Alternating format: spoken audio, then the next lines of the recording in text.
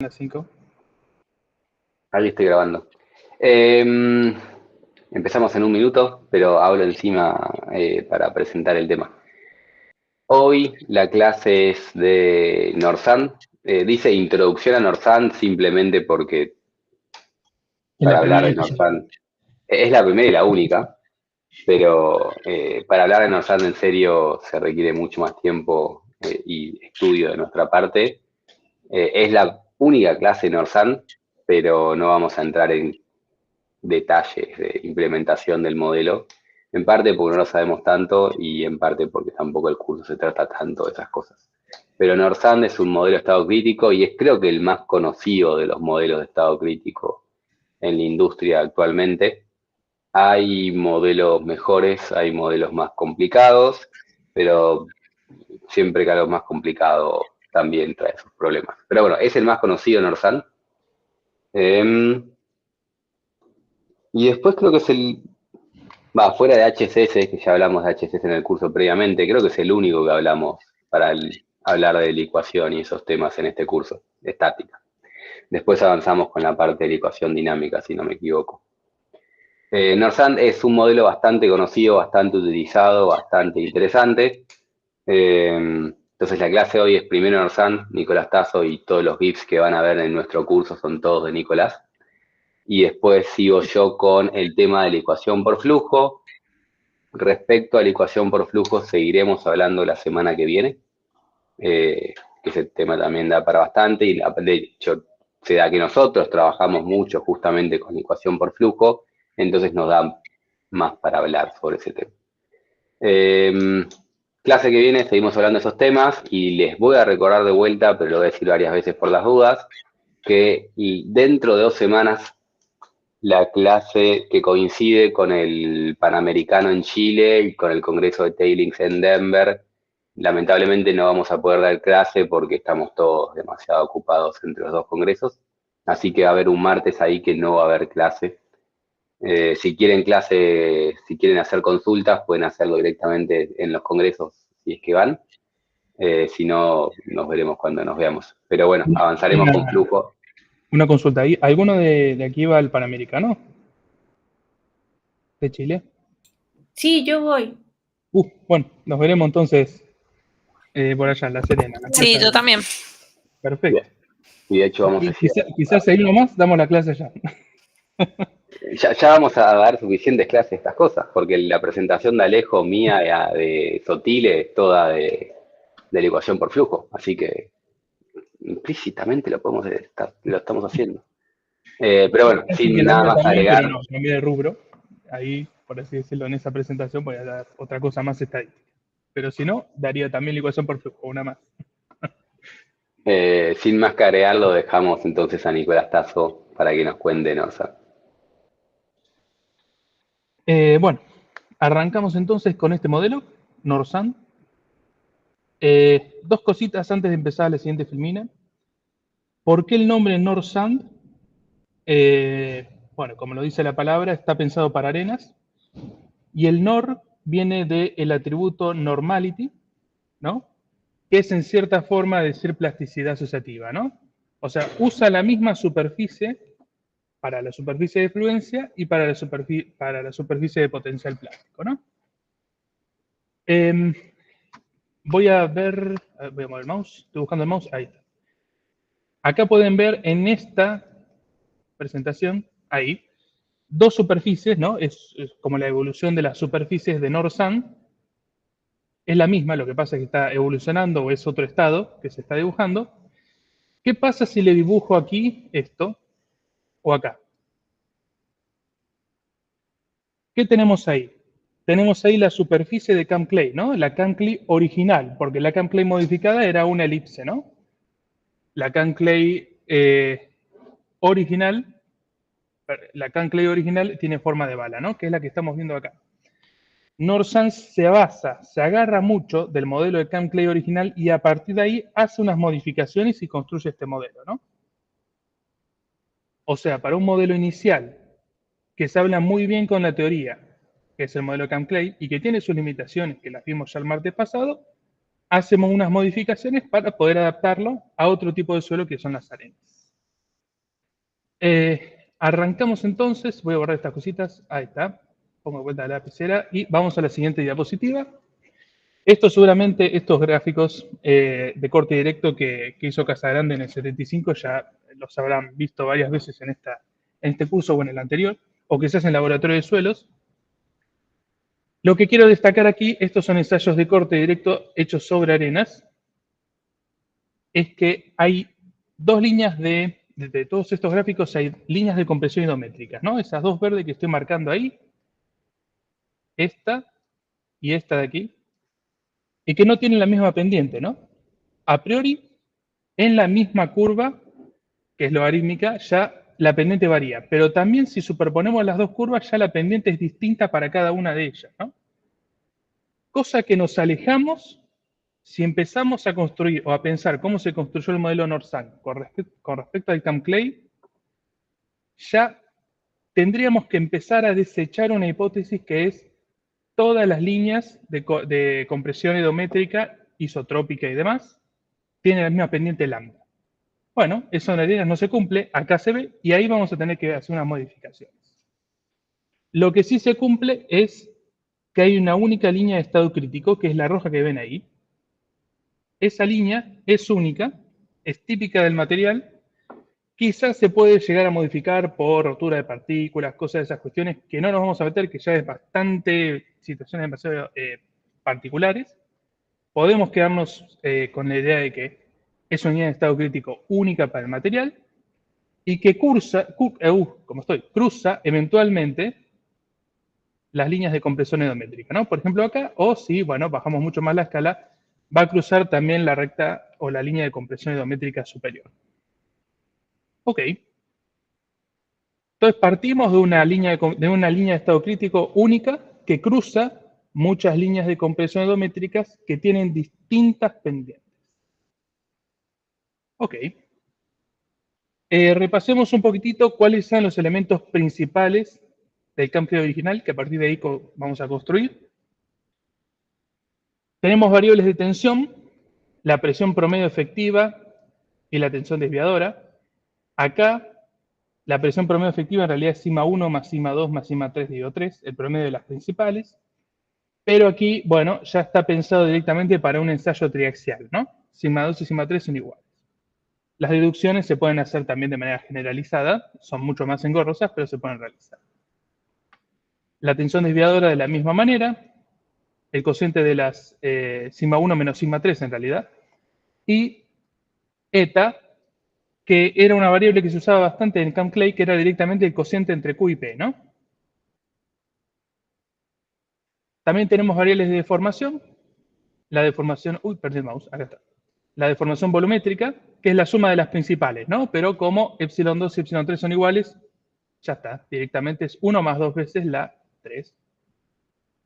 Y la deformación desviadora, que se define de esta manera. También teníamos esto, que quizás no es muy común en América Latina, que es volumen específico, que es 1 más la relación de vacíos, simplemente se le agrega la unidad a la relación de vacíos. ¿Qué más? ¿Qué más tenía el Camp Clay? Una variable de estado, una sola, que era la punta de la bala, ¿no? El P sub P, este valor de acá. Esa punta de bala era la variable que iba modificando paso a paso en nuestro análisis de manera tal de agrandar o achicar esa superficie de fluencia. Con respecto a las tensiones y deformaciones, bueno, aquí están las expresiones, los incrementos de deformación elásticos, el volumétrico y el deviatórico, se definían en sí de esta manera. Proporcional, el incremento de deformación volumétrica elástico era proporcional al kappa. ¿Se acuerdan que el kappa era, dicho de otra manera, el C sub R, ¿no? En otro espacio. El C sub R está en logaritmo base 10, el kappa ya está en logaritmo natural. Bien. ¿Y qué pasaba en el estado crítico? ¿O cómo se definía el estado crítico? Bueno, en el estado crítico, Q era igual a M por P'. M era el valor máximo, el parámetro de entrada que le colocábamos al Camp Clay. Y en el estado crítico decíamos que el incremento de deformación plástica era 0. No había cambios de presión P'. una vez que hacíamos las trayectorias y tocábamos el estado crítico, no se movía el punto, pero sí se deformaba. Y no había cambios en las tensiones desviadoras.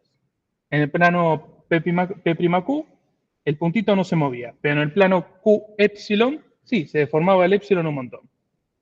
¿Qué está aquí? Bien. Con respecto a la función de fluencia, ¿no? Que es esa forma que tiene esta de aquí, la superficie con forma de bala, la expresión está acá, ¿no? Es esta de acá.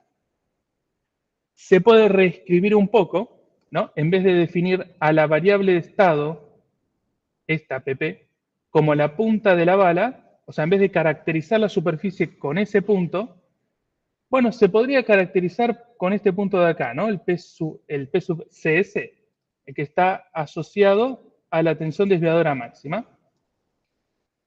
Ahí, ¿no? Es simplemente una reformulación de la expresión que está aquí abajo. ¿Por qué coloco esta? Y porque Norsan ya va a dejar, ya les anticipo, va a olvidar la variable estado P sub P, la presión de preconsolidación isotrópica, y va a ir más a definir una variable de estado que esté asociado al corte o a la tensión desviadora máxima de esa superficie, ¿no? Que vamos a ir hablando ahora. Como regla de flujo, y voy a borrar todo, así podemos seguir. Ahí está. Como regla de flujo que tenía el Camp Clay, es esta de aquí, directamente M, parámetro de entrada, menos eta está acá arriba, cociente entre Q y P', y como función de endurecimiento, es decir, el cómo me dice, qué cosa me dice cómo va incrementando o reduciéndose la superficie, bueno, estaba esta de aquí, ¿no? El cambio en la punta de la bala era inversamente proporcional, entre otras cosas, ¿no? Pero inversamente proporcional a ese lambda menos kappa, ¿no? ¿Se acuerdan que el lambda estaba asociado al C sub C y el kappa al C sub R? El kappa en sí tiene el comportamiento elástico, el lambda tiene el comportamiento elastoplástico. Para quedarse solamente con la parte plástica, directamente se hace una resta, ¿no? En sí, eso lo vamos a modificar un poquitito durante este razonamiento que vamos a hacer para construir, o más o menos construir de manera muy rápida, el Norsan, o pensar en realidad cómo fueron los pasos que hizo Jeffries para hacer este modelo. Bien. Como variable de estado, en el Norsan, vamos a comenzar, crea esta nueva variable que le pone de nombre parámetro, a pesar de que es una variable, es parámetro de estado, ¿no? Es un nombre bastante cuestionable y también el símbolo es cuestionable. Este símbolo a nosotros nos da la idea de que es una dilatancia, pero en realidad es un nuevo parámetro, en realidad una nueva variable que le pone de nombre parámetro y le pone el símbolo de dilatancia. Y es la variable clave, por así decirlo, de Norsan. ¿Y cómo se define?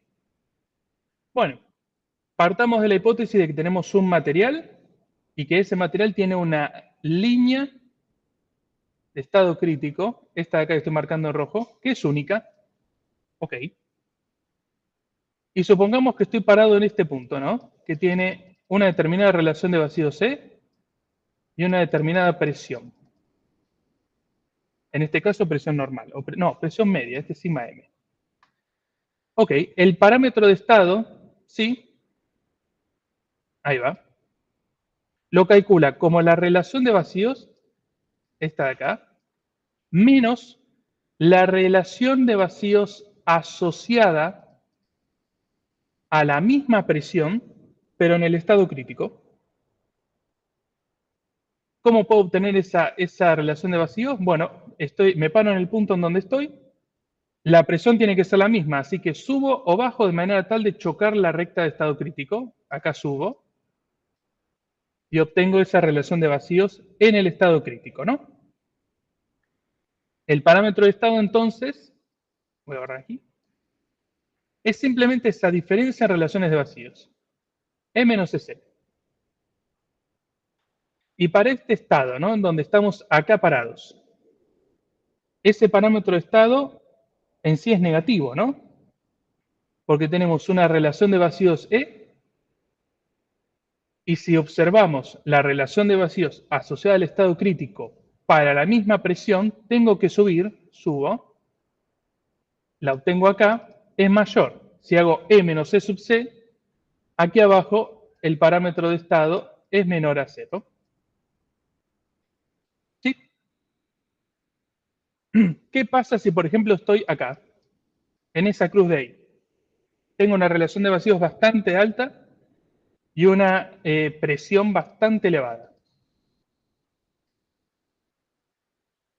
Ahí.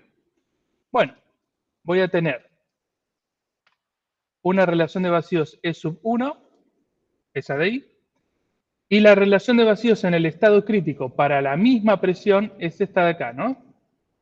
Ahí. ¿Qué va a ser menor? E sub 1, C.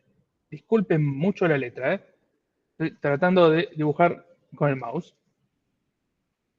Eso significa que si estoy sobre la recta de estado crítico, mi parámetro de estado va a ser mayor a 0, ¿no? Si estoy, por ejemplo, acá, voy a tener una relación de vacíos E sub 1, busco la asociada al crítico, es más chiquita, y si hago la diferencia, el parámetro de estado es más grande. O sea, en cierta forma, este parámetro de estado a priori me dice, si es negativo o positivo, si estoy a un lado o al otro lado de la curva, ¿no? Y eso es importante, ahora vamos a ver, y quizás un poco más, si no me recuerdo en la clase, en la charla que va a dar en un rato también Felipe, que en función de ese parámetro de estado, si es positivo o negativo, pasan cosas, hay dos comportamientos distintos. También lo vamos a ver en esas animaciones, ¿no? Obviamente, un poco quizás se dan la idea, si el parámetro de estado es positivo, es un comportamiento contractivo, una arena va a querer contraer, va a achicar su volumen, y si el parámetro de estado es negativo, la arena va a querer dilatar, va a querer aumentar su volumen. Ok, ¿qué pasa? Voy a borrar todo esto.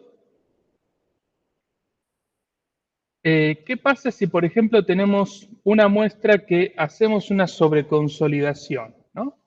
Es decir, si, por ejemplo, estamos aquí, comprimimos a nuestra muestra arenosa, llegamos hasta acá,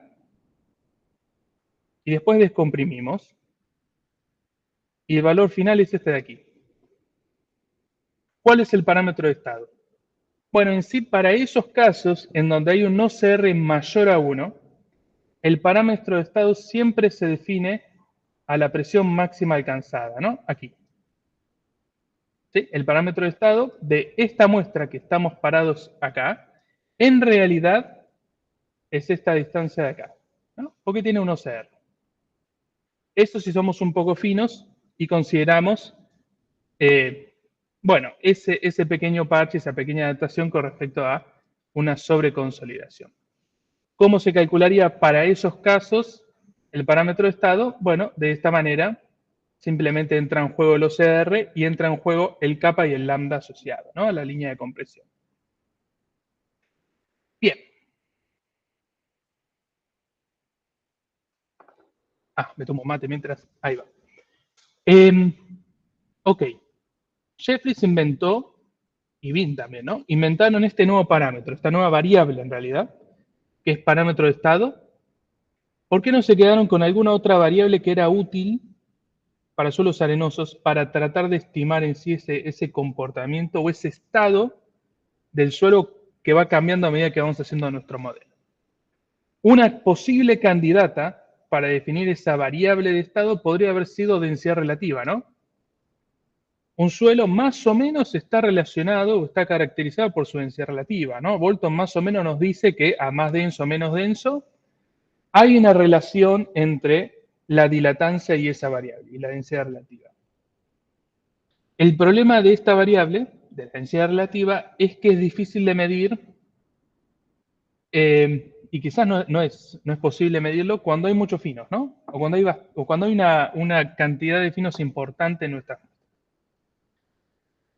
Frente a ese problema dijeron, bueno, ok, está bien, no es muy sencillo, no es muy posible, puede generar muchos errores si medimos densidad relativa en suelos ya con contenido de finos importante. ¿Qué quedémonos más con la definición de esta nueva variable, el parámetro de estado.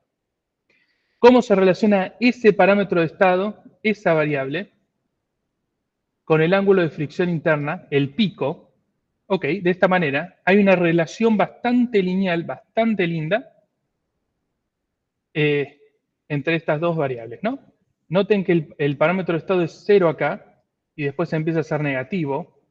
O sea, la muestra está a la izquierda de la línea de estado crítico, tiende a tener un comportamiento dilatante. Cuanto más lejos, más dilatante va a tener. O sea, la relación entre la relación de vacíos en el estado crítico y la actual cada vez es más grande. Cuanto más bajo es el parámetro de estado, más grande es esa diferencia y por ende más denso está el suelo. O sea, hay una relación y es lineal, ¿no? Según los ensayos parece que más o menos tiende a ser una línea, una proporcionalidad. ¿Qué pasa si vamos un poquitito más adelante y en vez de analizar el ángulo de fricción pico, analizamos, estoy tratando de buscar acá, la dilatancia máxima, ¿no? ¿Se acuerdan de ese parámetro dilatancia plástica? dP, eso es una D, disculpen, ¿eh? Era un cociente, apareció una línea horizontal muy grande. ¿Se acuerdan del término dilatancia plástica que definíamos en Camp Clay? Era un cociente entre dos incrementos de deformación, ¿no? Arriba está el volumétrico, abajo estaba el deviatórico. Este de acá, el deviatórico, lo movemos a medida que vamos haciendo un ensayo triaxial, por ejemplo, ¿no? Vamos aumentando deformaciones desviadoras. Y el de arriba, bueno, es cómo va cambiando el volumen, ¿no? La dilatancia máxima va a suceder cuando haya un incremento de volumen máximo. Y acá, esto es un juego de palabras y lo van a ver mucho cuando empiecen, o cuando observen manuales de NORSAM quizás, o algún artículo de NORSAM.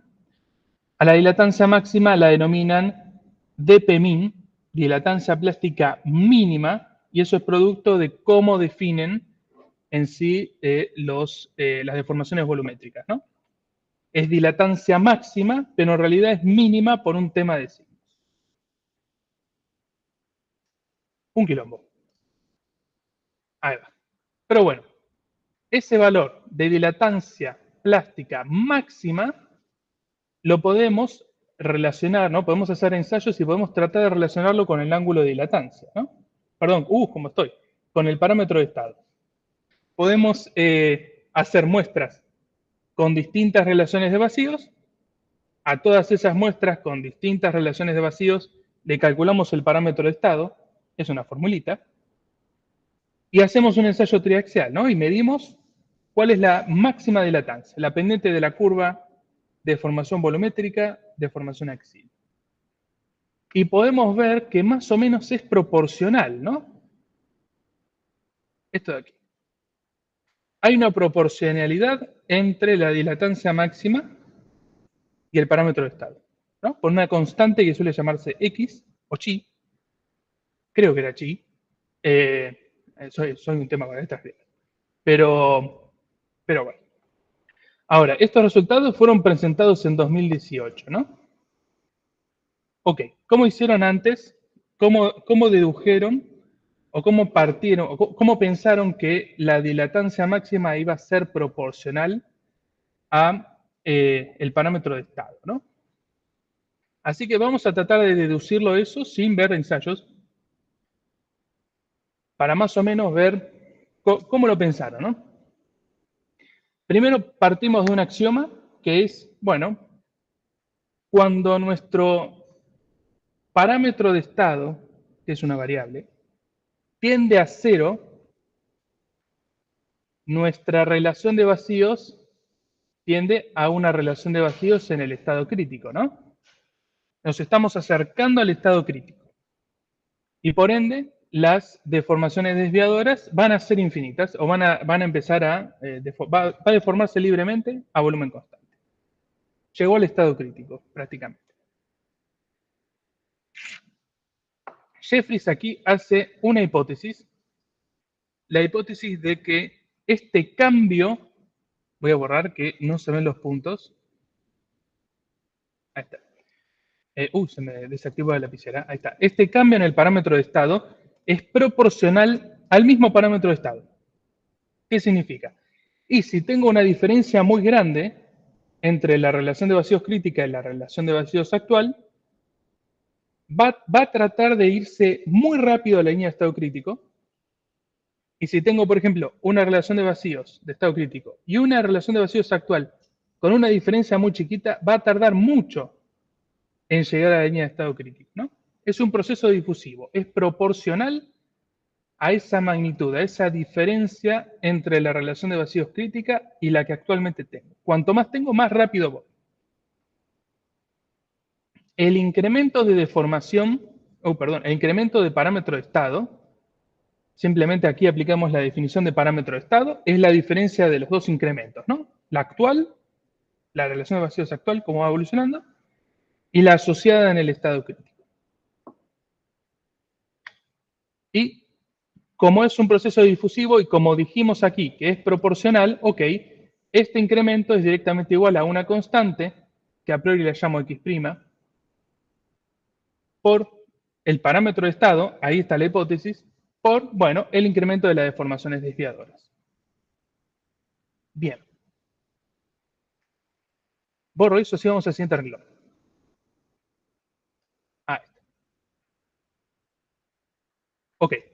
Entonces, a esta igualdad, esto y esto de aquí, podemos dividirlos por 1 más c, ¿no? Lo dividimos por 1 más c. Reordenamos un poco y vamos a tener la expresión de aquí. Ok, está bien. Ahora, aquí Jeffries hace algo particular. Este término de aquí, el incremento de e sobre 1 más c, que un poco les debería más o menos sonar, por ejemplo, de un curso de mecánica de suelo de grado, delta e sobre 1 más c, ¿no? Más o menos en las clases de consolidación o de compresión edométrica. Ese delta e sobre 1 más c era la deformación volumétrica, ¿no? Bueno, acá delta e sobre 1 más c, Jeffries dice que es casi igual a la deformación volumétrica plástica. Ok. Se está comiendo la deformación volumétrica elástica. Ok, es una simplificación. Está haciendo una simplificación aquí. Borro todo eso y vuelvo aquí. Entonces, ok, delta E sobre 1 más C es más o menos el incremento de deformación volumétrica plástica. Bien, más o menos lo que la simplificación que hizo Jeffries en Northside. Y este incremento de deformación plástica, si aplicamos acá la definición de dilatancia plástica, ¿se acuerdan que dilatancia plástica era el cociente, ¿no? Deformación volumétrica plástica sobre deformación desviadora plástica. Bueno, podemos igualar y podemos relacionar esos términos. También el incremento en la relación de vacíos en el estado crítico está simplemente relacionado con el lambda, ¿no? Con la pendiente del estado crítico. Acá simplemente realizando la derivada de la expresión de la línea de estado crítico, ya podemos alcanzar o podemos obtener esta relación, ¿no? ¿Cómo varía la relación de vacíos crítica con respecto al incremento de presión? Con esas expresiones, y borro todo, suelo escribir mucho cuando hacemos estas deducciones. Ahí va. Con esas definiciones las podemos aplicar en la expresión anterior y podemos despejar esa dilatancia plástica. Ok, queda esa fórmula. Pensemos qué pasa en la dilatancia plástica máxima, ¿no? Cuando hay el pico de dilatancia. Por ejemplo, en un ensayo drenado. Si aquí hago un gráfico, P', y acá pongo Q, ¿no? Línea de estado crítico, CSL. Y empiezo acá, ¿no? Hago un ensayo drenado de una muestra muy densa. Upa. Subo, termino acá, y después bajo. Estoy haciendo una separación simplemente para que vean las dos curvas, pero en realidad bajamos por la misma. y terminamos en el estado crítico. ¿Qué pasa acá? Que es el punto donde tenemos máxima dilatancia. ¿Qué pasa con el incremento de P'? Bueno, a medida que vamos subiendo la curva, el incremento de P' es positivo, ¿no? Porque estamos subiendo el P'. En ese punto, el P' vale 0. En realidad, el incremento de P' vale 0. Y después, el incremento de P' empieza a ser negativo, ¿no? Porque volvemos. Empieza a reducirse ese P'. Entonces, en la dilatancia máxima, justo en ese punto, el incremento de P' es 0. Y entonces se nos anula este término y podemos decir que la dilatancia máxima es esto. Ok. ¿Qué es lo que hace Jeffries aquí? Y que también este es un... estoy buscando el mouse. Ahí está. Es un tema, porque no encuentro el mouse cuando tengo la lapicera. Ahí va. ¿Qué es lo que hace Jeffries aquí, no? En la formulación de Norsan. Bueno, define una constante, como todo esto, directamente coloca a la dilatancia plástica mínima, discúlpenme, esa D, es directamente X por el parámetro de estado. Y ese X engloba directamente el cociente 1 sobre 1 más C, ¿no? 1 más la relación de vacíos. Y eso es una cosa media rara, ¿no? ¿Por qué? Porque en esta variable, que la denominaron parámetro de estado, hacemos E menos E sub C. Y las dos varían. Pero en el denominador, el E no varía, es una constante, está embebida dentro de la constante X. Ok. Ahí hay una cosa, una crítica, un poco medio raro de, ok, la relación de vacíos varía para algunas cosas, pero no varía para otras cosas. Entonces, hay ahí una cosita media, una crítica constructiva.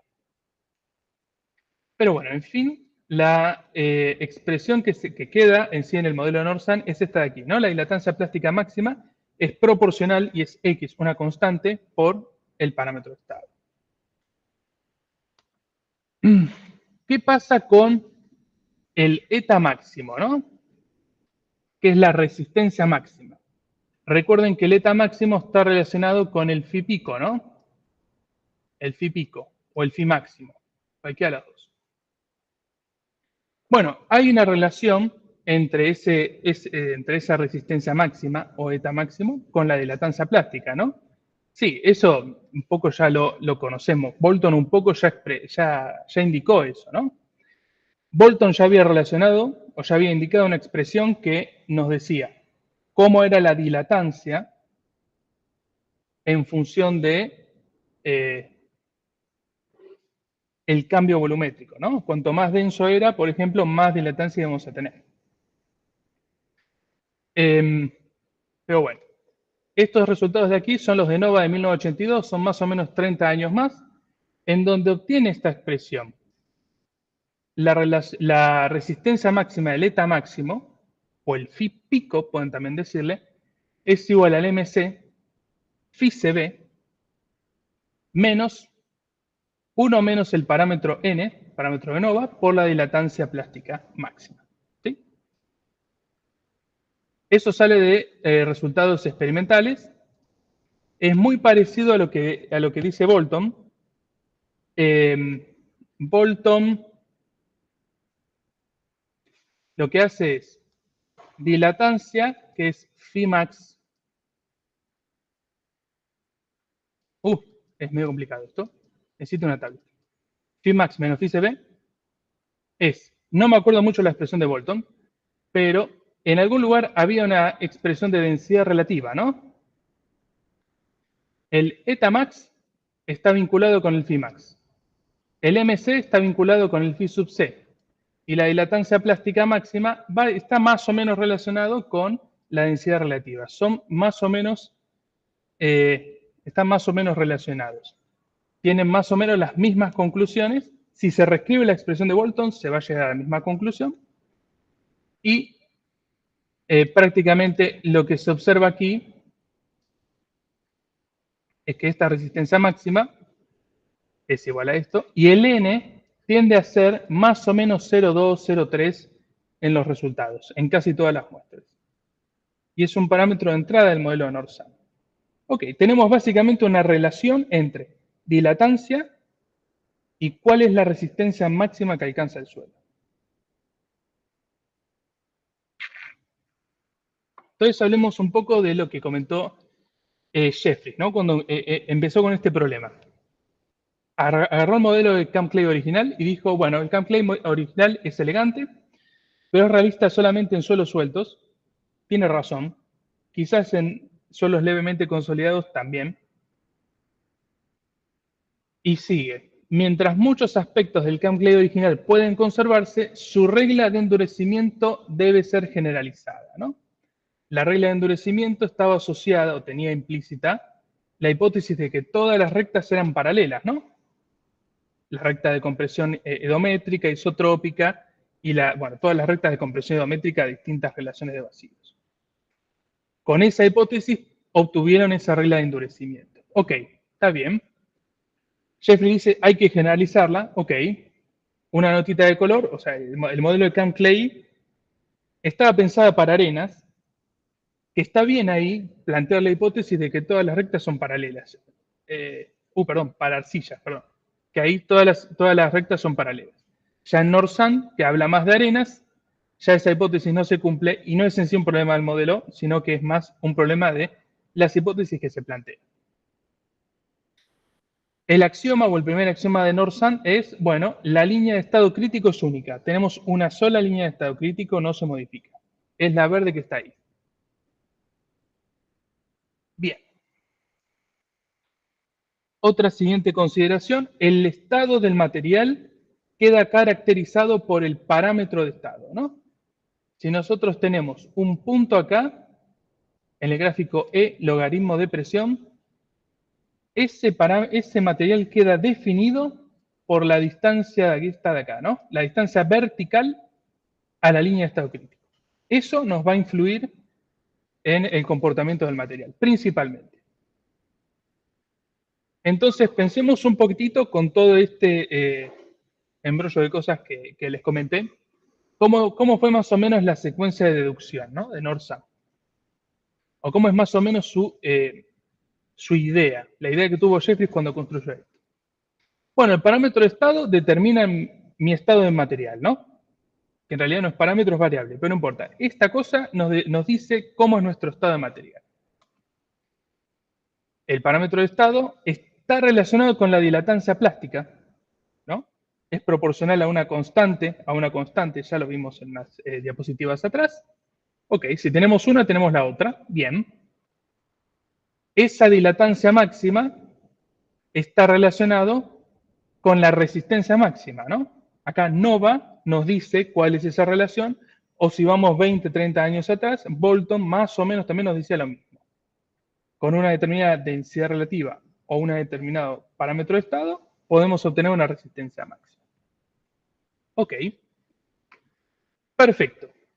Tenemos acá una dilatancia plástica máxima y el modelo de North-Sun nos puede generar dilatancias plásticas aún mayores a esta, pero no quiero que existan. Entonces, ¿qué se hace? Bueno, al modelo de Camp Clay le cortamos con un plano vertical aquel sector en la superficie de fluencia que podrían generar dilatancias mayores a la máxima. Si la dilatancia máxima es esta, ok, por encima los puntos que estén en la superficie de fluencia los cortamos. Todo este sector de aquí vuela. Entonces se corta, ahí está. Upa, vuelvo a la lapicera, ahí va. Se corta la superficie de Camp Clay, ¿no? La de Camp Clay original. Esto simplemente para mantener la asociatividad plástica, ¿no? La plasticidad asociativa. O sea, tranquilamente se podría haber resuelto este problema si teníamos plasticidad no asociativa. O sea, si teníamos una superficie distinta a la de fluencia para obtener dilatancia. Pero bueno, querían mantener esa premisa, así que se tuvo que modificar la superficie. Con esta nueva superficie truncada, ya no tenemos una relación entre P sub P y el comportamiento del material. ¿Por qué? Porque P sub P ya no es una variable de estado, ahora la variable de estado es el parámetro de estado. Es un trabalenguas esto. Norsan tiene estas cositas así en todos lados. Y bueno, ¿cuál es esa variable que reemplaza el P sub P, ¿no? Y que nos indica cómo va evolucionando la superficie. Bueno, en vez de ser la punta de la bala, ahora la variable que nos dice cómo crece, cómo se achica la superficie, es esta de acá, Pim, que la suelen denominar P-imagen en los manuales de Norsan y en los papers de Norsan, que corresponde a la presión asociada a la tensión desviadora máxima, ¿no? A la cúspide de la bala.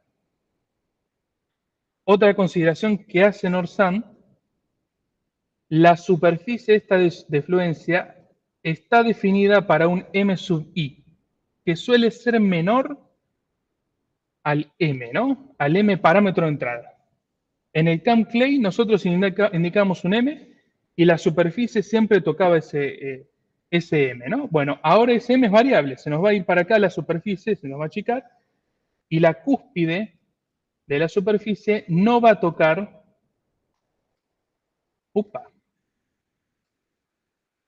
mil disculpas con esto, no va a tocar al MC, por ejemplo. Podría también tocarlo. En el estado crítico va a tender a ese valor. Ahí está. En el estado crítico el MI va a tender a ser el MC. Se va a ir acercando y ahora lo vamos a ver en las animaciones.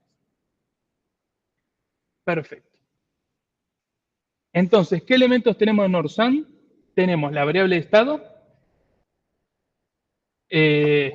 la primera, el parámetro de estado, que en realidad es una variable, pero no importa.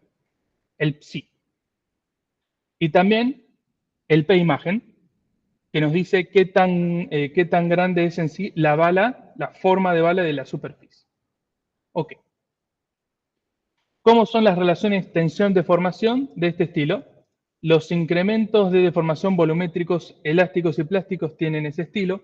K y G son no lineales, ahora los vamos a ver, tienen una expresión muy parecida o similar al Hardening-Sol Model o el HS Small, así que vamos a estar un poco más familiarizados. ¿Cómo es la regla de flujo? Y borro las anotaciones para poder... ¿está? Ahí va. La regla de flujo es esta, MI menos Z. Bueno, hay un pequeño cambio con respecto a Camp Clay. Camp Clay, la regla de flujo es al revés, cambia solamente un parámetro. El MI lo reemplaza por MC, ¿no? Es el parámetro M constante. Bueno, en Norsan es un MI que va a ir modificándose. ¿Cómo se modifica ese MI? Bueno, con esta expresión, con la expresión de Nova. MC menos eta por X por psi. ¿Venimos bien? Estamos 6 menos cuarto. Creo estamos bien. Ahí va. Voy a tratar de apurar un poquitín.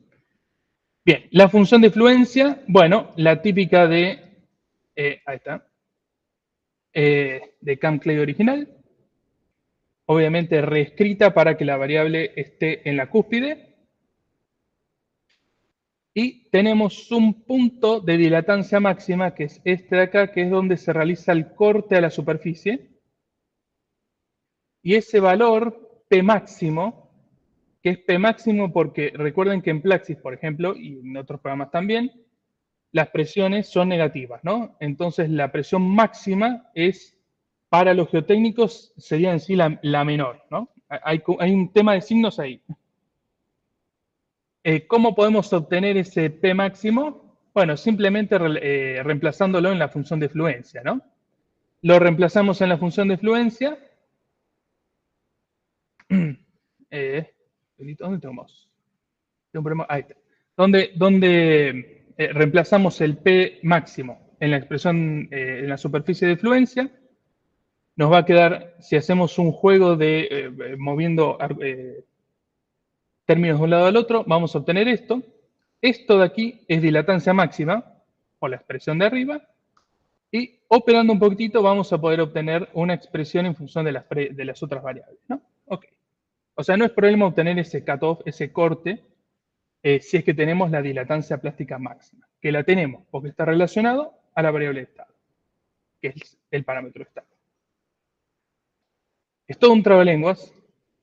Ahí está. Ahí va. Bueno, temitas con respecto a esta superficie de fluencia. Puede pasar, y vamos a ver, que tengamos esto de acá, que el P máximo esté a la derecha del P imagen. Puede pasar. Es más, vuelvo un segundito para atrás. Acá está la expresión de P máximo, que es P imagen por E a la algo. X es un término positivo. MI es un término positivo. Y el parámetro de estado, bueno, puede ser positivo o negativo si es denso o suelto, ¿no? Si tenemos una relación de vacíos más grande o más chica con respecto a la crítica. Si el parámetro de estado es positivo, el PMX es P imagen por E a la algo mayor a 0, ¿no? Ok, va a ser más grande. Y si el parámetro de estado es negativo, bueno, el P máximo va a ser P imagen por E a la menos algo. Entonces va a ser menor a la imagen. Ok. En la forma de la superficie nos va a decir si el asunto está suelto, si tiene un parámetro de estado mayor a 0, vamos a tener estos casos, superficies de este estilo, y si tenemos parámetros de estado menor a 0, vamos a tener superficies de este estilo. El P máximo está corrido hacia la izquierda respecto del P imagen, el corte, el cutoff de esta superficie. Entonces, recuerden también que esta misma superficie se usa para la regla de flujo, así que tenemos plasticidad asociativa. Ese corte vertical nos permite solucionar, es un parche, y nos permite solucionar el problema de la dilatancia excesiva que tenía el modelo Kahn-Klein, pero es un parche. Y a esto no estoy seguro. Podemos tener plasticidad por descarga con sigma 1, sigma 3 constante, ¿no? ¿A dónde se refiere esto? Por ejemplo, vamos a este gráfico de aquí, al de acá. Si comenzamos, por ejemplo, en un punto de en este lugar de acá, ¿no? Y empezamos y realizamos un edómetro. Bueno, la trayectoria odométrica es así. Más o menos, ¿no? Voy a ser un poquitito más malvado y voy a empezar desde un estado no isotrópico, desde acá. Empiezo de este estado con un determinado P y un determinado Q. Hago un edómetro, ok. Desde que toco la superficie para allá voy a tener plasticidad. Hermoso. Cuando regreso, ¿no? Regreso, descargo, sigo descargando de acá para acá, ¿no? O en realidad, cuando toco esta zona, voy a tener plasticidad, ahí no estamos seguros. Ahí tenemos que hacer unas simulaciones ahí adicionales para ver si es que puede pasar, ¿eh? Quizás puede pasar que en esa zona tengamos plasticidad irreal. En sí, este modelo no está pensado para esas trayectorias, para compresiones en sí, edométricas, por lo que no es en sí, no es la finalidad del modelo, ¿no? La finalidad del modelo es analizar más las trayectorias de corte. Y es ahí donde se enfoca el asunto. Bien. Bueno, con respecto a la función de endurecimiento, la función de endurecimiento es esta de aquí. Es totalmente distinta a la de Kahn-Klein. Kahn-Klein, recuerden que tenía una componente plástica que era lambda menos kappa, ¿no? A la parte elastoplástica le restaba la elástica, ¿no? Bueno, directamente acá se coloca una función de endurecimiento totalmente empírica. La superficie de fluencia se va a modificar de esa manera. Ok, no se sabe muy bien de dónde sale, es empírica. Y el parámetro h este de aquí, bueno, se define de esta manera. H sub 0 y H sub c son dos parámetros de entrada que se colocan en el modelo de manera tal de pegarle a los resultados en sí, de calibrar. estos parámetros H0 y Hc tienen una limitación, no pueden ser mayor o menor a un determinado valor. Eso principalmente viene aparejado, o sea, no les voy a deducir las expresiones, que vamos a estar un tiempo, pero en el gráfico E log P, más o menos esas deducciones vienen a que la línea de estado crítico tiene que tener una pendiente mayor a la línea de compresión, ¿no? Edométrica. No puede tener una pendiente menor a esas líneas. Viene por ahí la idea y viene por ahí los límites de esos dos parámetros. Bien. Todo esto lo pensamos para trayectorias triaxiales, por así decirlo. Hay que generalizarlo por fuera de lo que es compresión triaxial. Y para eso, bueno, hay estos pequeños cambios, que no vamos a entrar mucho más en detalle que esta diapositiva. A la dilatancia plástica se la vuelve a definir con un poquitito más complejo. Las deformaciones desviadoras ahora son distorsiones plásticas y son esta expresión muy larga de acá. El eta se define de esta manera como raíz de 3J2, J2 el segundo invariante de la superficie. Y el MI es función del ángulo de Lode.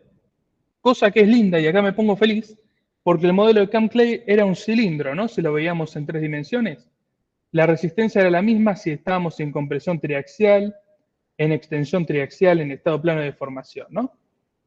Acá el M depende del ángulo de Lode, o sea que más o menos va a poder representar bien trayectorias en distintos espacios, ¿no? En compresión, estado plano y en extensión, entre otros. Lo que sí, la dilatancia plástica solo es función del parámetro de estado, no es función del ángulo de Lode. Ok. Una consideración de Jeffrey, que bueno, no tengo ninguna particularidad para decir ahí. La función de endurecimiento 3D es esa de ahí. Simplemente la generalización de la expresión de las diapositivas anteriores. Bien. Entonces tenemos un modelo con muchos parámetros. Son todos los parámetros que vimos de color rojo en las diapositivas anteriores. ¿Cómo tratamos o cómo intentamos calibrar esto? Bueno, triaxiales drenados. Hacemos ensayos triaxiales drenados y hacemos ensayos triaxiales de distintas densidades relativas, ¿no? Bueno, para cada ensayo triaxial drenado con distinta densidad relativa, podemos definir su parámetro de estado inicial. Eso no es un problema. Si podemos obtener la densidad relativa, podemos obtener el parámetro de estado. Están en sí vinculados. Lo que sí, este parámetro requiere medir con mucha precisión este parámetro de estado, o dicho de otra manera, requiere con mucha precisión medir la relación de vacíos, con una precisión de más o menos 0,02. Y eso es un problema en los ensayos, en muchos estudios de suelo. No hay tanta precisión en la relación de vacíos. Se puede hacer, hay técnicas para medir con precisión esa relación de vacíos. Bueno, de todos estos ensayos, que varía el parámetro de estado, también podemos variar el estado inicial de tensiones. Si es isotrópico, ese estado inicial es 0. Recuerden que eta es Q sobre P, ¿no? Si es isotrópico, el Q vale 0. Y si tenemos una sobreconsolidación, o sea, le aplicamos carga y descargamos, bueno, también podemos calibrar esas expresiones. Con esos ensayos podemos calibrar el GRF, el M y el Poisson de manera tal de pegarle a las rigideces. Esta es la expresión que utiliza Norsan, es muy parecida a la de Harding-Solf Model. Es simplemente un G de referencia asociado a una presión de referencia y, bueno, una exponente de tensiones, ¿no? Y el Poisson, obviamente, que está típicamente entre 0,2 y 0,3, puede ser un poco menor. Bien, paso 1, entonces, los parámetros de rigidez, GRF y M, y Poisson. Paso 2, calibramos H0 y Hc, ¿no? Los toqueteamos de manera tal de que las trayectorias que simulamos sean iguales a las trayectorias que medimos. Paso 3, ese término de dilatancia, o en realidad la relación entre la dilatancia máxima y el parámetro de estado. Por eso necesitamos tener ensayos con distintos parámetros de estado. Acá va a influir bastante. Y una vez que tenemos esos parámetros, bueno, ya vamos a hacer ensayos triaxiales no drenados. Jeffries acá recomienda, bueno, primero calibremos para los drenados, vemos que funciona, vemos que le pega bien, y después hacemos ensayos no drenados y le pegamos a los no drenados. Y volvemos a hacer un ajuste de los parámetros. Acá hay algunos resultados de un paper de Jeffries del 2002, de algunos ensayos y algunas simulaciones de Norsan. En sí le pega bastante bien. Bien. Estos son ensayos triaxiales drenados. Perfecto. Para distintas parámetros de estado, en este caso densas. Noten acá. Parámetro de estado menos 0,02, casi densa. Menos 0,11 un poco más. Y menos 0,20. Mucho más. Noten acá que el ensayo es aquel que tiene los cuadraditos, ¿no? Aquí parece que el ensayo baja de esta manera media rara, ¿no? Y si vemos el gráfico de aquí abajo, de formación volumétrica, acá como que se estabiliza, pero el modelo de Norsan sigue para abajo. ¿Qué es lo que pasó ahí? Es una muestra densa drenada, ¿no? O sea, localizó, en ese lugar localizó, perdimos un poco de credibilidad en el ensayo, pero el modelo de Norsan continúa como si no hubiese localizado, ¿no? ¿Por qué? Porque no representamos fricción, por ejemplo, entre el cabezal, no le damos las condiciones de que permitan esa localización. Bien. Otros ensayos también aquí, ya acá en ensayos de formación plana, estos son bastante excepcionales, no suelen realizarse mucho, pero si se hace mucho mejor, ¿no? O sea, los modelos 2D están en un estado de formación plano, ¿no? O sea, si tenemos ensayos que representan esa condición, perfecto, mucho mejor. Pero no es lo habitual. Bueno, y vamos entonces a las animaciones. Vamos a arrancar con un ensayo triaxial drenado y con una muestra suelta, ¿no? Noten acá que el gráfico P'Q tiene una recta 1 en 3. Y noten que ahí tienen la superficie de Norsan en línea llena. Y atrás tienen la superficie de Camp Clay en línea punteada o guionada, ¿no? La agregué ahí simplemente para que sepan dónde está el corte que hace Norsan. Este gráfico de aquí es tensión desviadora de formación vertical, el típico que sale en ensayos triaxiales. Acá está mostrando un típico comportamiento de una muestra arenosa. Voy a ir a la siguiente diapositiva, que ya tengo las anotaciones, así no lo repito dos veces. Ahí está. Noten aquí, noten es el mismo video, lo único que hice fue anotaciones arriba. Noten en el gráfico de abajo a la izquierda, con respecto a Camp Clay, ¿no? Camp Clay tenía un cilindro, un círculo en ese sector. Tenía la superficie de Drucker-Prager.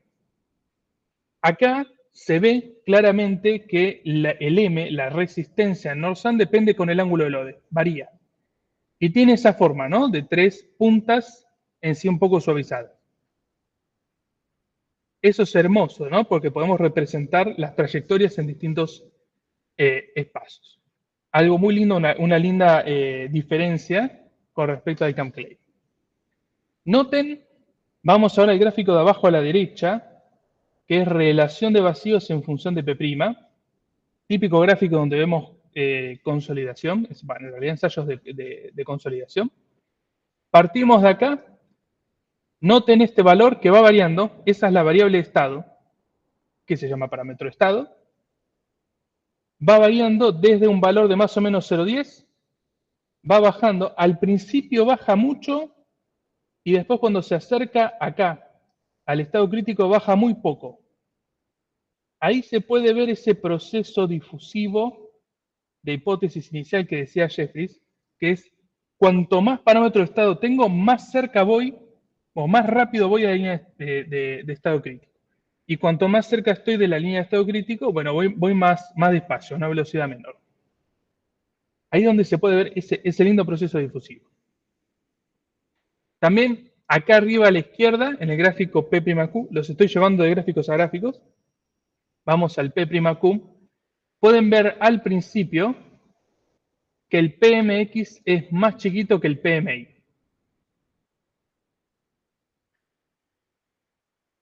En realidad, sí, es menor en las presiones, ¿cómo se llaman? En las presiones que son negativas, ¿no?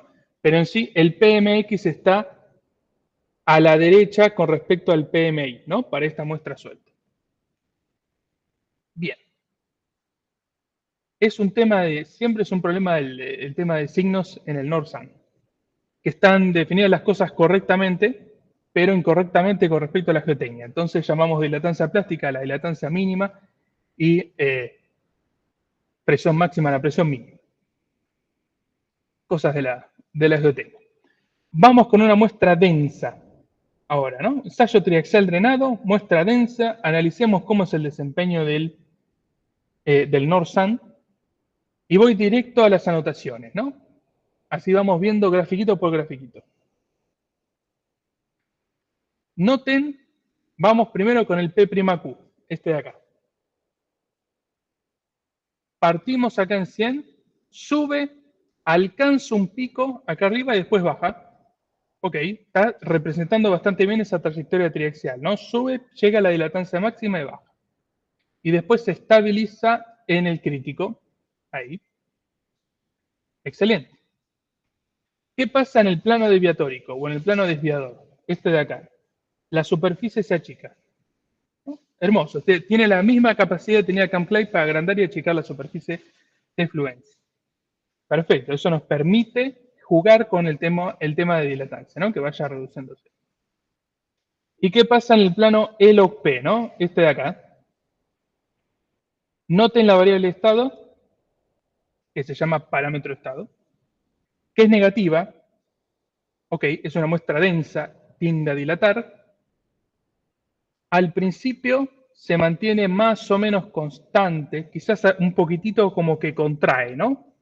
Típico de un ensayo triaxial denso, hay unas deformaciones, una contracción muy pequeña, deformaciones muy chiquitas, y después dilata un montón.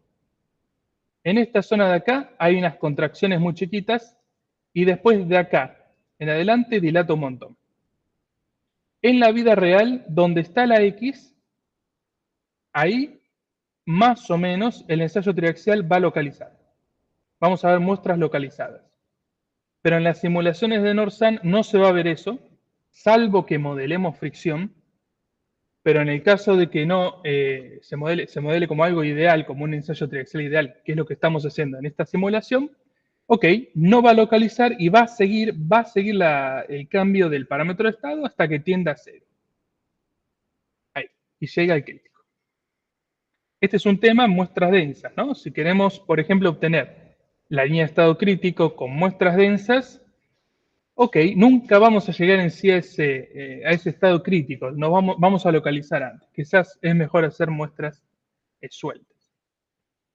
Bien. Estamos con los ensayos triaxiales drenados, sueltos y densos. Podemos jugar un poquitito con los parámetros con el parámetro de estado y ver cómo van cambiando las curvas típicas que vemos en ensayos triaxiales, tensión desviadora de deformación vertical. Podemos ir viendo cómo va subiendo el pico a medida que vamos bajando ese parámetro de estado, es decir, vamos densificando la muestra. Parece que se comporta bastante bien, ¿no? ¿Qué pasa en el ensayo triaxial no drenado? Bueno, y en una muestra suelta, ¿no? Una muestra suelta es una muestra susceptible de licuar.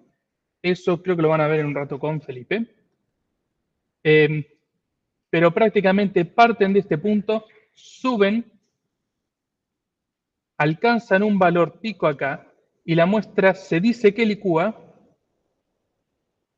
y reduce drásticamente su resistencia hasta alcanzar el estado crítico a muy bajas presiones, ¿no? Y voy directamente a los comentarios de esta animación, que es la siguiente diapositiva. Noten el gráfico ELOC-P. La trayectoria es horizontal, ¿no? Parte de acá y es horizontal. Y bueno, tiene sentido, ¿no? Estamos haciendo un ensayo no drenado, no permitimos cambio de volumen, y por ende la relación de vacíos tiene que ser constante, es la imposición del ensayo. Ok. Lo que va a pasar es que el parámetro de estado va a ir reduciéndose a una relación de vacíos constante hasta que alcance, hasta que encuentre el estado crítico. Ahí va. Bien. Su modelo entonces es bastante lindo para representar ablandamiento no drenado, licuación, que lo van a ver un ratito con Felipe. ¿Qué pasa en una muestra densa? ¿No? Ensayo no drenado, una muestra bien densa. Ok. Tiene esta curva, así típica, trayectoria en forma de S, que se hace en los ensayos triaxiales densos. Borro eso, así podemos ver el video. Ahí va. Acá, disculpen, le puse pocos pasos, pero si se le pone más pasos, la S se pronuncia un poquitito mejor, ¿no? Se genera esa S un poco más bonita.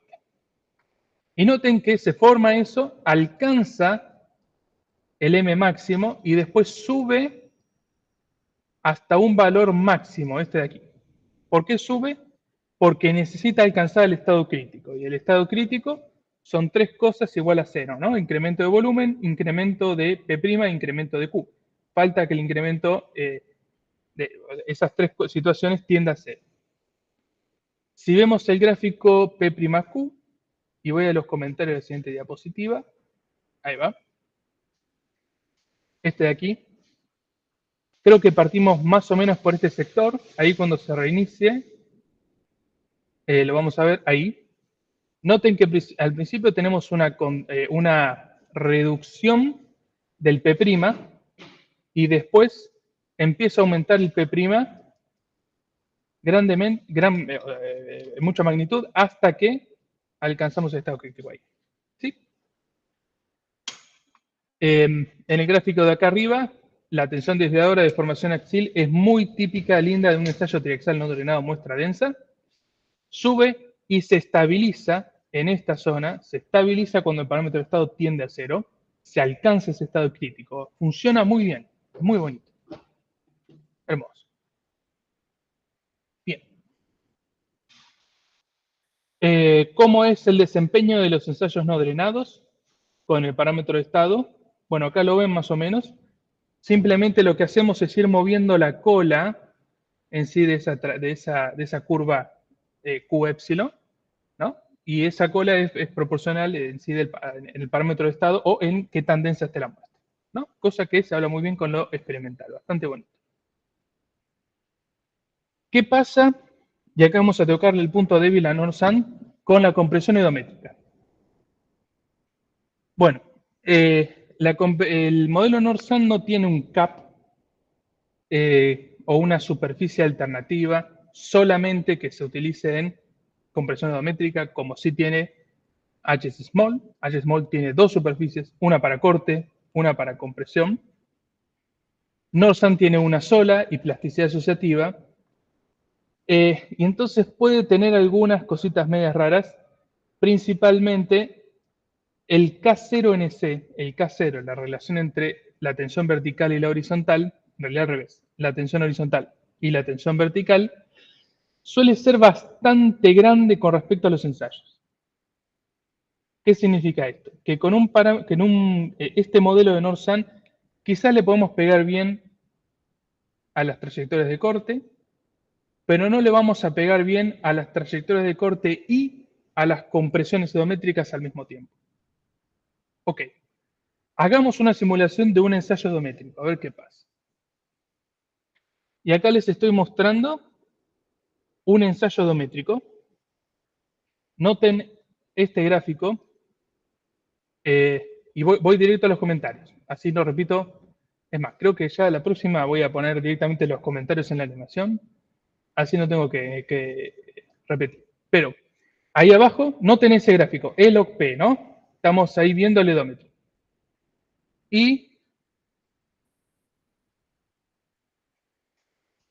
Perdón, me estaban hablando. Y noten ahí esa hermosa línea de compresión edométrica que muestra Norsan, ¿no? Típica o bastante linda a la realidad, ¿no? Podríamos decir que bastante linda a la realidad, cruza encima la línea de estado crítico y el parámetro de estado va cambiando. Empieza a ser de un parámetro negativo a un parámetro positivo. Hermoso.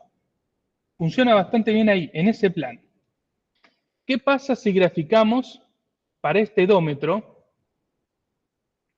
¿Cuál es la relación sigma x sobre sigma y? ¿Qué es lo que les estoy mostrando aquí arriba?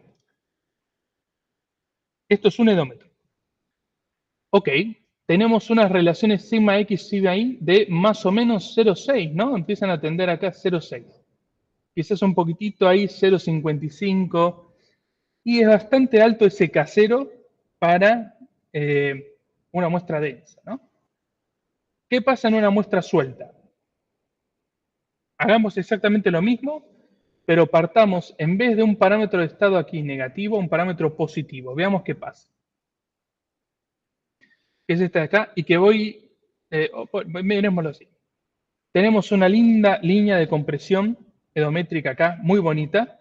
Se va modificando el parámetro de estado, va incrementándose incluso, porque la pendiente de la compresión edométrica es menor a la del estado crítico. Pero noten acá que hace cosas raras. El K0 casi tiende a 0,8, 0,9, ¿no? Si vamos a ensayos experimentales, más o menos para una arena, sin OCR, más o menos el K0 tiende a ser 0,5, más o menos entre 0,4, quizás hasta 0,55, pero no 0,9. Ahí es donde hay una diferencia, donde el Norsan genera cosas raras, donde no nos permite representar bien el estado tensional en compresiones edométricas. Bien. Aún así, se puede jugar un poquitito, se puede ver cómo varían esas trayectorias edométricas con respecto al parámetro de estado, e incluso hasta se puede ajustar un Norsan que funcione bien para solo compresiones edométricas. Ok, también se puede hacer eso, algunas personas lo hacen, quieren hacer una construcción de una determinada presa, por ejemplo, que más o menos sigue una trayectoria edométrica, pueden ajustar un modelo Norsan que le pegue muy bien a ese comportamiento, pero no le pegue nada bien al comportamiento de corte. Van a tener que hacer dos modelos, uno que represente bien la compresión edométrica y otro que represente bien las trayectorias de corte, pero no al mismo tiempo, al menos no con Norsan. ¿Qué pasa en los modelos 2D que tenemos nosotros? ¿No? Plaxis 2D es un estado plano de deformación, también tiene axis simétrico, pero viémoslo. Un estado plano de deformación. ¿Cómo es una trayectoria? Cualquiera, en este caso les estoy mostrando una no drenada densa en un estado plano de deformación, ¿no? Esto no es un triaxial, es como si estuviésemos comprimiendo un ladrillo, ¿no? De este estilo, no un cilindro, sino un ladrillo, con una longitud fuera del plano infinita. Bueno, aquí se ve la trayectoria, partimos de un estado que no es isotrópico, eso simplemente por la condición del modelo se podría plantear, pero no importa. Lo que quiero ver acá, o lo que quiero mostrarles a ustedes, es que noten que sigue un M, ¿no? Que está regido por la línea guionada, y no un MTC, ¿no? El MTC es Triaxial Compression, asociado a la compresión triaxial. O sea, en estado plano de deformación tenemos un M más chiquito. O dicho de otra manera, un ángulo de fricción interna más chiquito con respecto al que medimos en triaxial. Y está bien porque tenemos ahí una dependencia con el ángulo de load, ¿no? No es lo mismo tener un problema en estado plano de deformación que un problema en estado de compresión triaxial. Bien. ¿Podemos ver esa diferencia de resistencia en el gráfico 3D, en este de aquí? Sí. Una compresión triaxial acá es vertical. ¿no? O, si lo quieren ver en el otro eje, es así. Las dos son compresiones triaxiales en dos direcciones distintas. Un estado plano de deformación más o menos sigue esa recta de ahí. Un poquitito desviada. Ok, para tenerlo en cuenta. Bueno, este comentario que les comenté. Bien. ¿Qué pasa en corte directo simple, no? Y acá ya vamos terminando un poquitito el tema de North-South. ¿Qué pasa en corte directo simple? Podemos hacer ensayos de corte directo simple. Recuerden que el corte directo simple no es el corte directo. El corte directo son dos cajas separadas que se aplica un esfuerzo cortante y se separan. El corte directo simple son gomitas, que permiten distorsionar a la muestra, ¿no? Tenemos una muestra de este estilo. Y tenemos aquí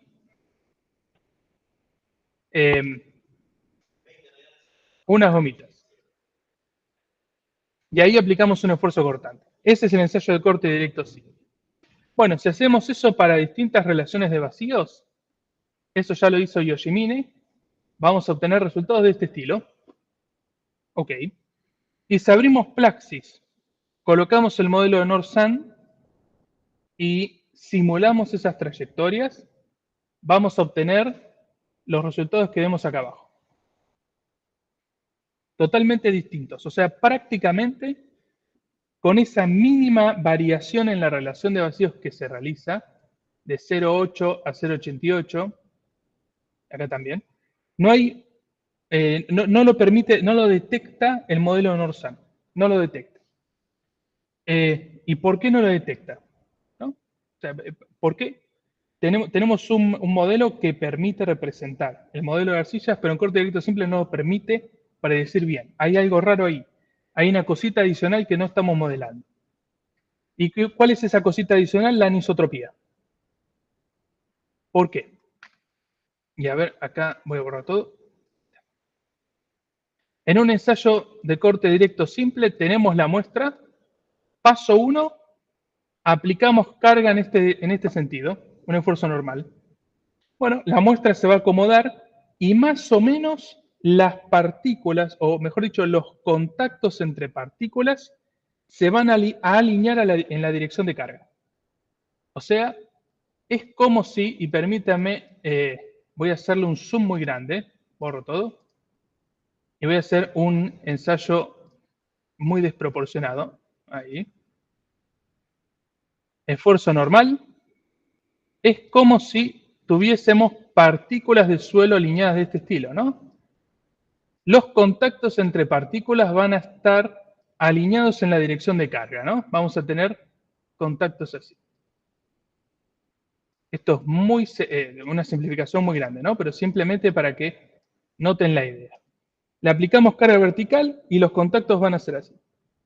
¿Qué pasa cuando le apliquemos el corte? Acá. Y lo dibujo al lado. Ya le aplicamos la normal, le aplicamos ahora el corte. Cuando le apliquemos el corte, va a haber un movimiento de partículas de manera tal de que los contactos entre partículas estén alineados con la dirección de carga, que en este caso es inclinada. Se van a alinear de esta manera los contactos. Ok. Ese comportamiento que sucede cuando giramos o movemos la dirección de aplicación de carga, y también la magnitud, pero principalmente la dirección de carga, es anisotropía. Y no lo tiene en cuenta el North-Sun. El North-Sun define el estado crítico como algo que tiene volumen constante y un estado tensional que no cambia, un Q y un P que no cambian. Pero en corte directo simple hay anisotropía, hay una reestructuración entre que aplicamos el esfuerzo normal y aplicamos el próximo esfuerzo cortante, y entonces tenemos que cumplir o hacer cumplir una necesidad adicional, que es que los contactos de partículas estén alineados con la dirección de carga. Cuando sucedan esas cosas, sí vamos a llegar al estado crítico. Si cambiamos la dirección de carga, se va a modificar el suelo hasta que se alineen y ahí se vuelve a llegar al estado crítico. Dicho de una forma más elegante, en NORSAN la rotación de tensiones no influye en las simulaciones. La rotación de las tensiones principales no va a generar cambios en sí en el modelo, vienen de otro lugar. Y eso es lo que principalmente genera problemas acá, en la predicción de corte directo, sí. Como conclusiones, va a sobreestimar la resistencia del corte no drenado en corte directo simple.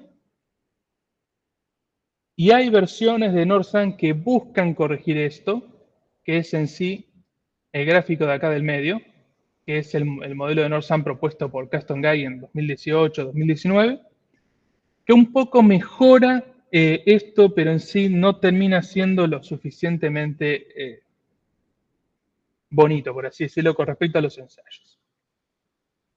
Así que como conclusión tengan en cuenta esto para el corte directo simple. No lo predice muy bien.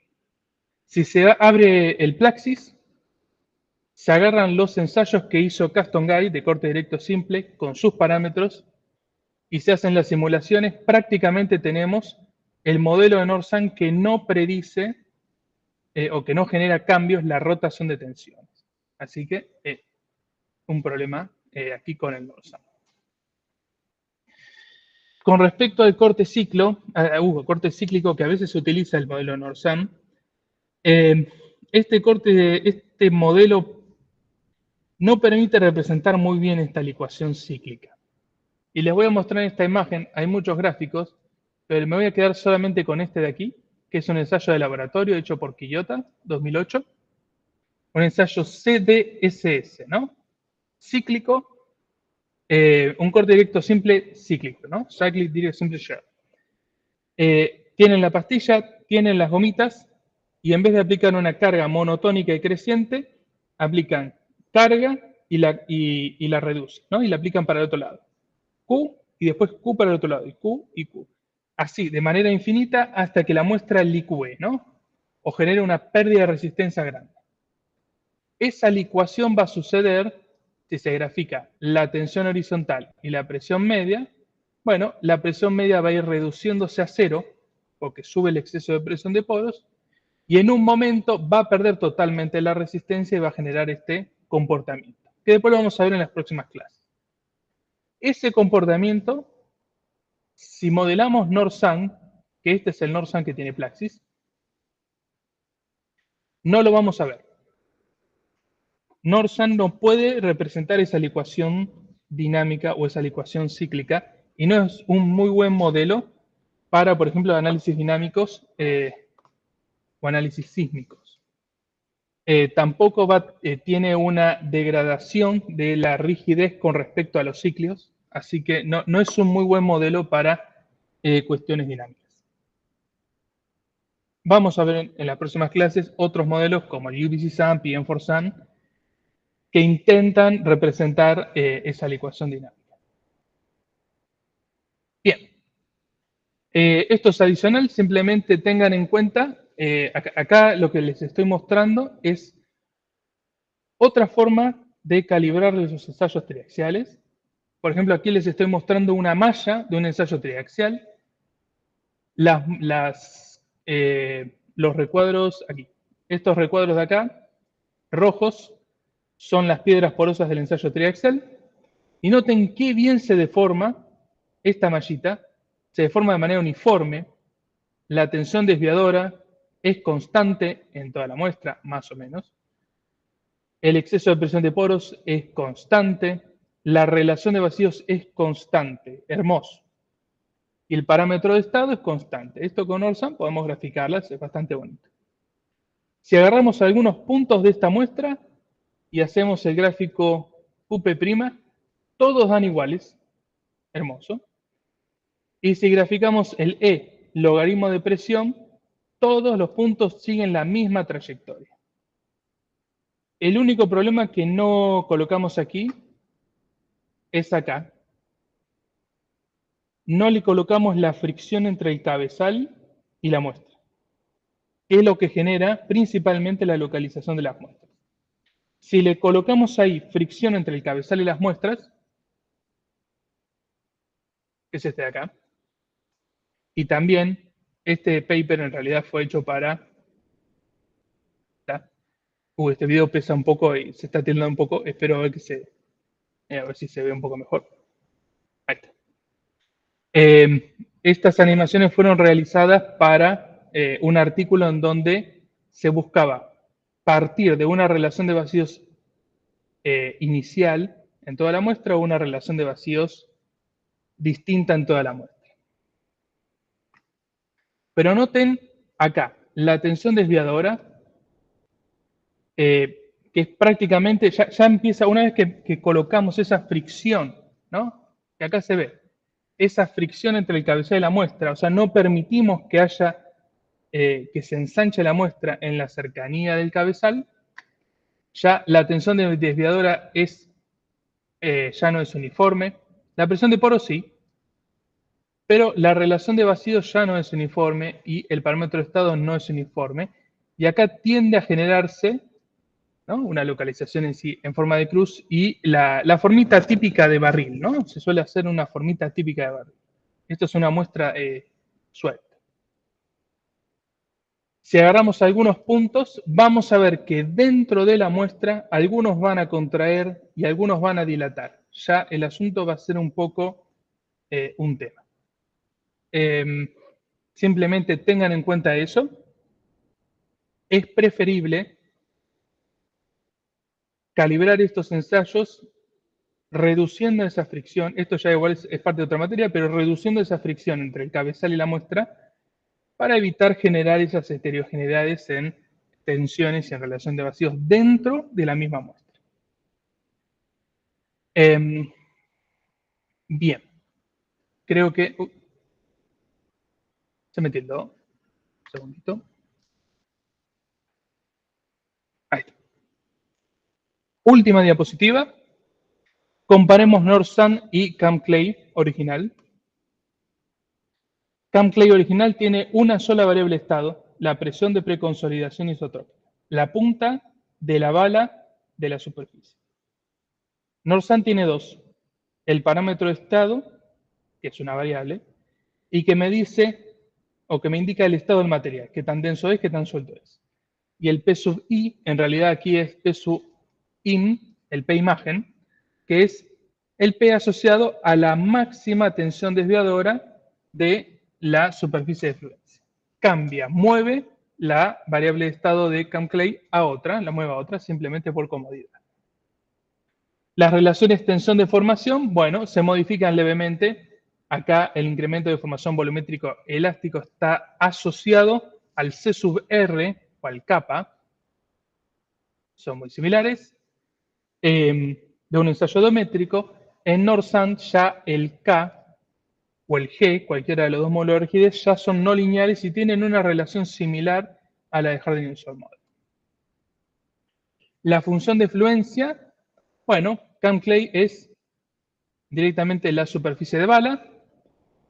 NORSUN es, bueno, la superficie de bala en donde hay un término que cambia, el M asociado al P imagen, o sea, la resistencia máxima, va a ir modificándose a medida que vamos avanzando, ¿no? Y se modifica de esta manera, en función de la dilatancia y otras dos constantes. La regla de flujo también se modifica, es la misma, salvo que se modifica el M, se modifica el cociente entre Q y P. Y la función de endurecimiento acá cambia drásticamente. De esta expresión ya nos modificamos totalmente a una más empírica y menos teórica, que es esa de ahí. Bien. Bueno, este fue el pantallazo de NORSUN. No sé si alguno tiene consultas, dudas. O Felipe, si querés comentar, agregar algo más. Yo quería hacer una consulta. Sí. ¿Para qué casos o qué tipo de problemas nos recomiendan utilizar el NORSUN? ¿O sería adecuado usar un modelo como el NORSUN? Para arenas y para trayectorias de corte. No importa si está denso o si está suelto, el NORSUN lo mantiene bastante bien. trayectorias de corte, cualquier problema en la geotecnia permita generar trayectorias de corte. Un típico, voy a borrar todo esto. Por ejemplo, a ver, bueno, tengo en la mente solamente idea de presas. Vamos a ver, Felipe, no sé si tenés alguno en mente, si no, ahora pienso un poco más. Pero, por ejemplo, me trabajo mucho en presa relave, entonces me aparecen siempre estos ejemplos. Si tenemos una determinada presa con un presa de relaves, esto es un relave, esto de aquí. Un relave es un suelo arenoso, ¿no? Más o menos arenoso. Podríamos modelarlo con NordSand y queremos, por ejemplo, modelar qué pasa o si colapsa si es que colocamos una capita adicional acá de relleno. Ok, lo que estamos haciendo es básicamente a un cubito de acá le estamos aumentando, de manera muy simplificada, la presión vertical, ¿no? Manteniendo más o menos la presión horizontal. De esa manera, eso va a generar una trayectoria de corte que nos va a generar, que nos podría generar un colapso y que NordSand puede modelar bien. Ese comportamiento lo puede modelar bien. No sé, Félix, si te ocurre algún otro. Lo que no permite modelar, por ejemplo, es la construcción de la presa. Ahí ya la construcción de esta presa por etapas ya es más una trayectoria geométrica, entonces ahí no lo modela bien, no lo modela para nada bien. ¿Qué más? Estoy buscando ejemplos en mi mente, pero sí, generalmente se usa como modelo de la ecuación por flujo, como el caso de relaves. Hay otros casos, pero de ecuación por flujo, que es lo que voy a hablar después de un intervalo. El tema es que, como dijo Nico, no te sirve para el resto de las cosas. Entonces, cuando lo usás en esos ejemplos, tenés que ver cómo llegás al punto donde querés modelar, porque te modela bien la caída de la ecuación del comportamiento no drenado, pero cómo llegás a ese punto es debatible. No se me ocurren otros ejemplos que haya visto gente usando NordSand para algo que no sea la ecuación. Siempre y cuando sigas una trayectoria que sea más semejante a un triaxial, funcionaría bien. Ahora, si ya te vas a una trayectoria que es más semejante a un edómetro, ahí ya no. Hay otra cosa que recordar, que esto también es plasticidad asociativa. Como es plasticidad asociativa, tampoco te sirve en general para calcular deformaciones, asentamientos, ese tipo de cosas, porque la plasticidad asociativa te calcula mal todo eso. Por eso te capta bien, eh, siempre todo relativo, ningún modelo es perfecto. Te capta bien el tema de la trayectoria en corte para ver cuándo falla o cuándo no falla. Capta mal la construcción y capta mal otros casos de geotecnia donde tenés deformaciones porque es plasticidad asociativa.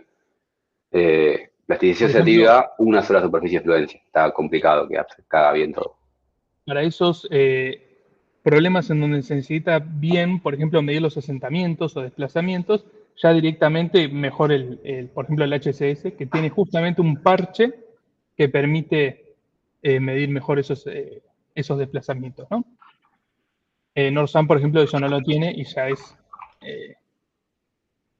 genera los mismos problemas que Hardware Source Model con respecto al HSS Model. Pero bueno, eso. Ok, vale, gracias.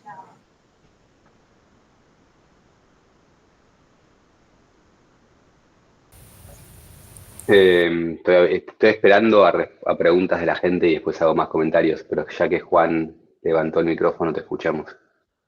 Sí, ¿puede volver a la diapositiva de calibración? Sí, un segundito que mejor voy a descartar todo esto y voy... Porque hay un video muy pesado en el medio que me tilda la computadora. Esta de aquí.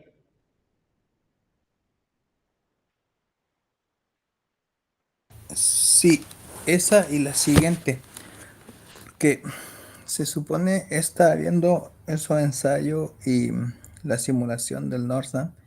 Supone que tú quieres llevar esto al estado crítico, ¿no es cierto? Entonces, la definición del estado crítico es a volumen constante. Entonces, cuando tú Ujú. ves los grafiquitos de abajo, el volumetric strain en su estado crítico debería llegar a una constante, ¿verdad? ¿Eso es Exacto. porque te faltó parte de la simulación o porque... Sí. Justamente acá lo que habrá querido hacer Jeffrey fue modelar solamente la deformación del ensayo. Podría haber modelado mucha más deformación y alcanzar ese estado crítico. Esta recta de acá iba a tender a estabilizarse y esta de acá iba a curvarse y estabilizarse, pero no le servía para comparar con respecto a los ensayos y quizás por esa razón cortó, ¿no? Simuló hasta una deformación menor. Pero si en realidad esas dos deberían estabilizarse, se nosan y se estabilizan. Es muy común que pase esto porque la tasa del cambio del parámetro de estado va siendo cada vez más chico, entonces cada vez es más lento, cada vez le cuesta más y es muy común que requieras 30% de formación para llegar al estado crítico en el modelo. Vale. La otra pregunta, ¿esa simulaciones de Sotile la hizo con Plaxi? Con Plaxi, sí. A ver, voy a descartar, voy a ir a esas últimas simulaciones. Se hizo, si no me recuerdo, un modelo axial simétrico, o sea, no se modeló toda la muestrita triaxial, sino la mitad, y después se duplicó con Python.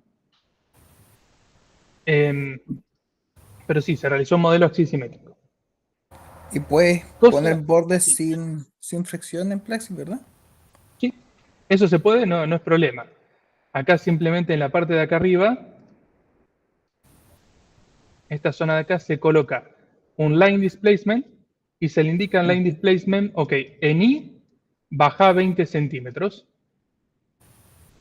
en X es libre, free,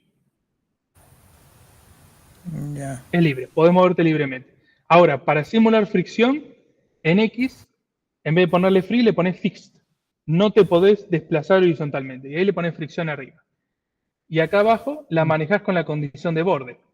Si tu condición de borde es normally fixed, ok, no puede moverse normalmente al borde. Si es fully fixed, no puede moverse en ninguna dirección. Con esas dos cositas es lo que se jugó en el modelo para simular esa fricción. Vale, vale.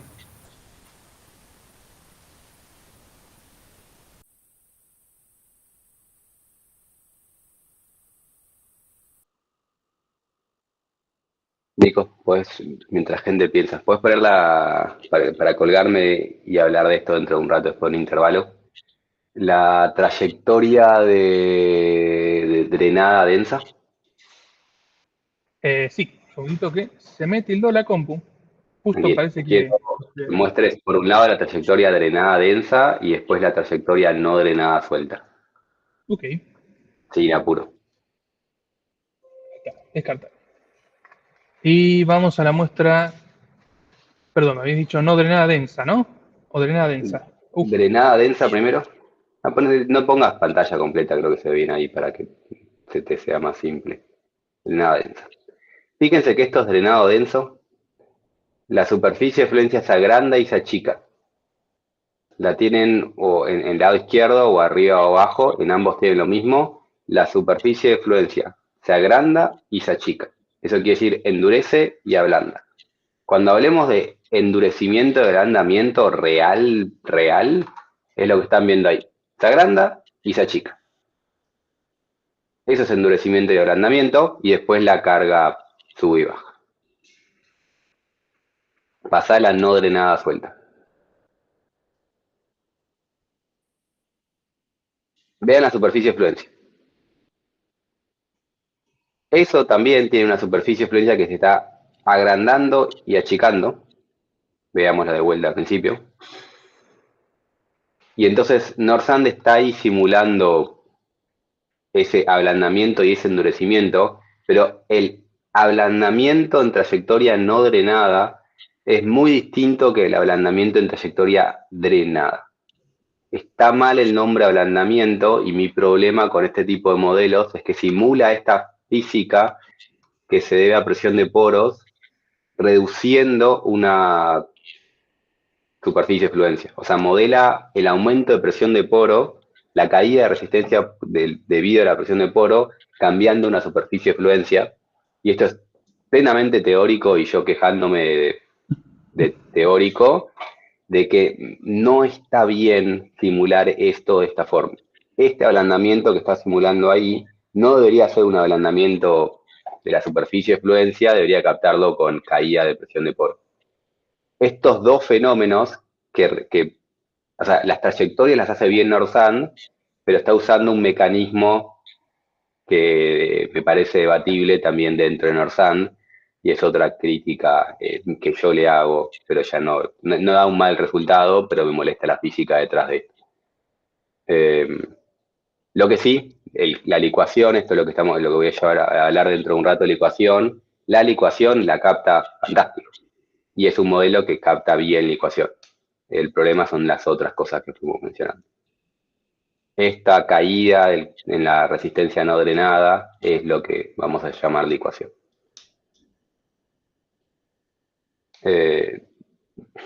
Por las dudas, estamos criticando un montón Norsand porque tiene un montón de críticas, pero todos los modelos tienen un montón de críticas. Somos muy críticos. Si quieren dedicarse a esto, yo creo que si uno quiere dedicarse a casi cualquier cosa, tiene que aprender a ser crítico y entender que todo tiene problemas. Bien, ¿preguntas del resto?